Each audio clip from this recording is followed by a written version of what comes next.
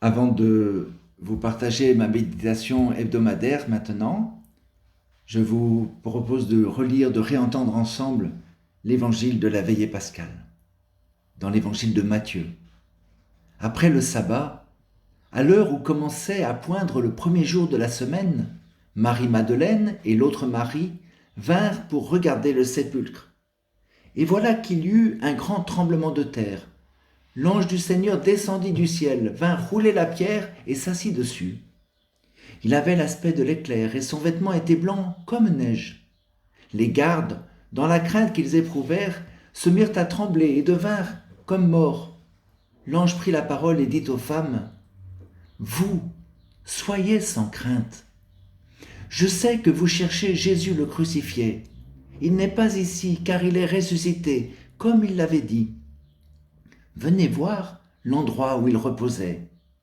Puis vite, allez dire à ses disciples, il est ressuscité d'entre les morts, et voici qu'il vous précède en Galilée. Là vous le verrez. Voilà ce que j'avais à vous dire. » Vite, elles quittèrent le tombeau, remplies à la fois de crainte et d'une grande joie. Et elles coururent porter la nouvelle à ses disciples. Et voici que Jésus vint à leur rencontre et leur dit, « Je vous salue. » Elles s'approchèrent, lui saisirent les pieds et se prosternèrent devant lui. Alors Jésus leur dit, « Soyez sans crainte. Allez annoncer à mes frères qu'ils doivent se rendre en Galilée, c'est là qu'ils me verront. » Frères et sœurs des paroisses Jean 23 du Bois-l'Abbé, Champigny et Chenevière, de la paroisse Saint-Saturnin, frères et sœurs d'ailleurs, nous aimerions pouvoir ressentir toute la joie de Pâques, l'exubérance de la vie, des enfants qui courent, jouent, éclatent de cris, de rires. Avec ce printemps où la nature se pare de toute sa beauté, nous aimerions nous laisser toucher par la joie des amoureux sur les bancs publics, amoureux de tous âges. Nous aimerions enfin sortir du tombeau avec le Christ. Il nous tarde de sortir du confinement, des bilans quotidiens du nombre de nouveaux malades ou morts. Nous voudrions être rassurés sur l'avenir immédiat, savoir quand, comment, à quel prix tout cela va prendre fin. Dans ce contexte difficile, peut-on vraiment croire, ressentir, exprimer, célébrer la joie de la résurrection, n'est-ce pas indécent et même impossible? Une fois encore, nous sommes appelés à la conversion. Le Dieu de Jésus-Christ, le Dieu que nous proclamons, auquel nous croyons, n'est pas un Dieu Superman ou MacGyver, à la fois Père Fouettard, qui envoie la pandémie pour notre conversion ou à cause de nos péchés, et Dieu magique qui en ferait échapper à la condition humaine. Frères et sœurs, quelle tristesse profonde quand je vois certains d'entre vous relayer des messages internet de personnes prétendant avoir des révélations directes de Dieu et présentant ce type de Dieu. Frères et sœurs, soyez croyants et non pas crédules. Ne véhiculez pas ce type de messages qui n'ont rien à voir avec notre foi.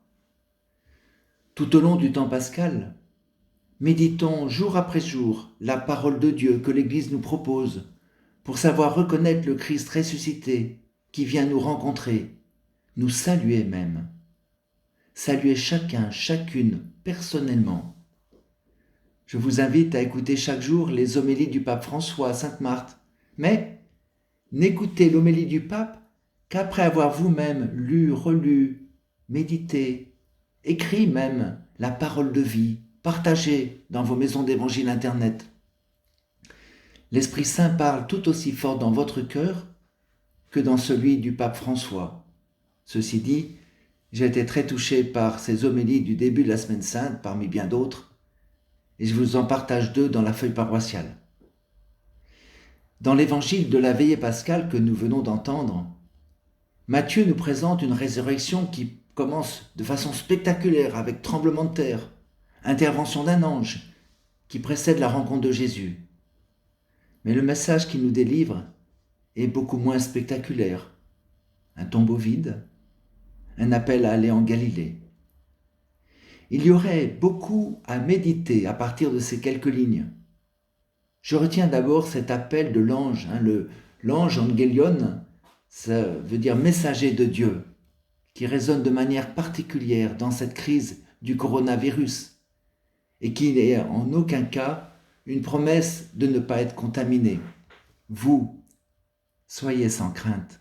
Autrement dit, même dans la tempête, gardez la paix qui vient de l'Esprit Saint, de ceux qui vivent en communion avec le Christ, qui n'ont pas peur d'être serviteurs, de donner leur vie, pour reprendre l'homélie du pape François du mardi saint.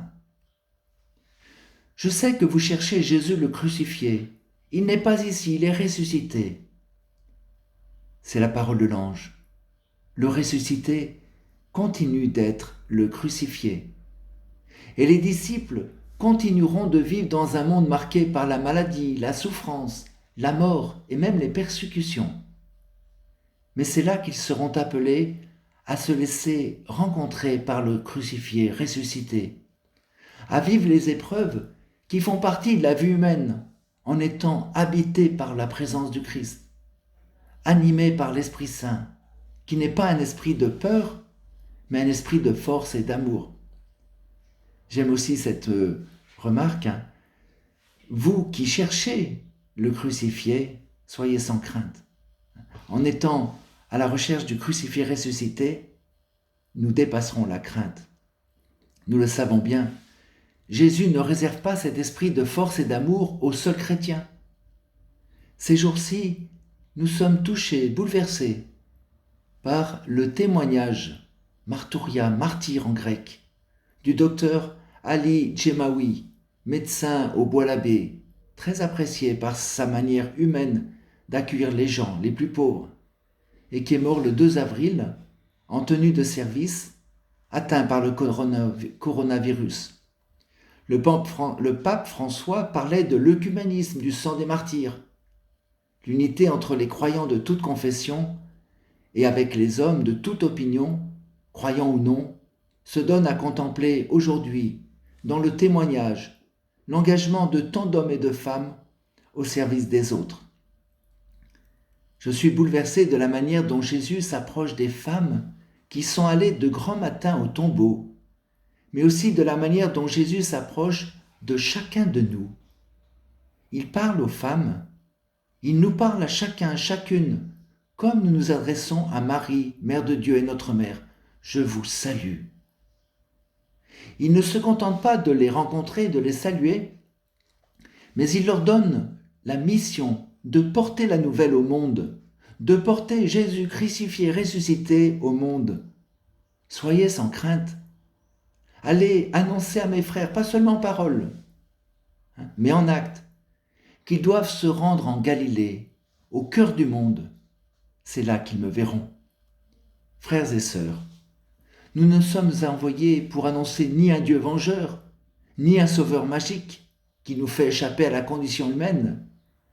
Nous sommes appelés à rejoindre nos frères et sœurs en Galilée, au cœur du monde, pour voir le Christ vivant, pour nous laisser rencontrer par le ressuscité qui n'en finit pas d'être le crucifié, celui qui donne sa vie par amour et nous appelle à le suivre sur ce chemin. Notre semaine sainte a été bien différente des semaines saintes des autres années. D'un côté, elle a été triste, du fait d'abord et surtout de la souffrance de l'humanité, touchée par la maladie, la mort si présente, par les conséquences en termes de confinement, de chômage, par les conséquences sur les plus fragiles, les gens à la rue, en France et dans les pays les plus pauvres. Nous avons ressenti douloureusement cette impossibilité de nous réunir, de crier notre joie Hosanna dans des églises combles, avec nos rameaux à la main, de nous retrouver au Palais des Sports de Créteil pour refaire l'expérience d'être un corps envoyé à tous, en particulier aux malades, d'être un corps heureux d'accueillir des nouveaux catéchumènes. Nous n'avons pas pu nous asseoir ensemble à la table de l'Eucharistie et laisser Jésus nous laver les pieds dans la messe du jeudi saint. Nous n'avons pas pu embrasser la croix et crier sa victoire le vendredi saint. Nous n'avons pas pu vivre la veillée pascale accueillir ceux qui auraient dû être baptisés et qui le seront à la veillée de Pentecôte si Dieu veut.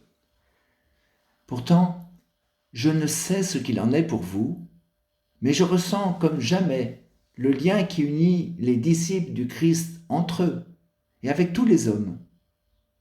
Le manque nous fait ressentir plus fort la soif des sacrements. Tous ceux qui lisent la parole de Dieu chaque jour, encore plus quand ils ont fondé des maisons d'évangile Internet, perçoivent de manière renouvelée toute sa force. Pour moi, je n'ai jamais ressenti si fort le lien entre la fête des rameaux, du jeudi saint, du vendredi saint, du silence du samedi saint, quand il ne se passe plus rien, et de la joie de la veillée pascale, du jour de Pâques. Depuis quelques jours, je travaille comme soignant à l'EHPAD Le Vieux Colombier à Villiers-sur-Marne. J'ai pris un plein temps. C'est vrai auprès de chaque malade, mais je l'ai perçu encore plus auprès d'une femme très âgée, totalement grabataire, aveugle, murmurant seulement quelques mots « merci » quand nous lui faisons sa toilette ou lui donnons à manger. Je n'ai jamais ressenti si fort auprès d'elle la joie de la résurrection, de la rencontre du crucifié ressuscité, de la force, de la présence divine en elle. Elle paraît toute éteinte et on la sent si habitée. Je ressens aussi cette présence du crucifié ressuscité dans l'accueil des familles en deuil que nous continuons à vivre jour après jour. Cette joie du Christ ressuscité, c'est pas une joie superficielle, c'est pas une joie bling bling, c'est une joie soufferte, mais elle ne passe pas. Frères et sœurs, je vous invite à recevoir chacun, chacune, pour vous ces paroles de Jésus. Je te salue. Je vous salue. Je vous invite à laisser Jésus vous envoyer à nos frères en Galilée, au milieu du monde, que ce monde ce soit votre appartement, avec votre famille, confinée, mais transperçant les parois par la magie d'Internet, prenant le temps d'appeler les uns les autres, d'accueillir, d'écouter, de prier, ou alors en étant au travail, serviteur. En reprenant cet envoi en Galilée de Jésus, je pense à notre évêque précédent, le père Daniel Labille, dont c'était la devise. Il est aujourd'hui hospitalisé, nous prions pour lui. C'est sa manière à lui de continuer son ministère au milieu des malades et de ceux qui le soignent. Nous prions aussi pour notre père Michel Sentier, qui est lui-même malade, confiné aux Annonciades. Nous vivons cette joie pascale en lien profond avec tous les malades de nos familles et tous les malades autres, avec les familles aussi en deuil. Tous, quel que soit notre âge, notre situation de personnes confinées ou malades à domicile ou à l'hôpital, au travail, au service des autres, notre situation d'enfant, d'adulte ou de personnes âgées, tous et chacun, nous sommes invités à vivre ce moment en témoin du Christ crucifié, ressuscité, serviteur.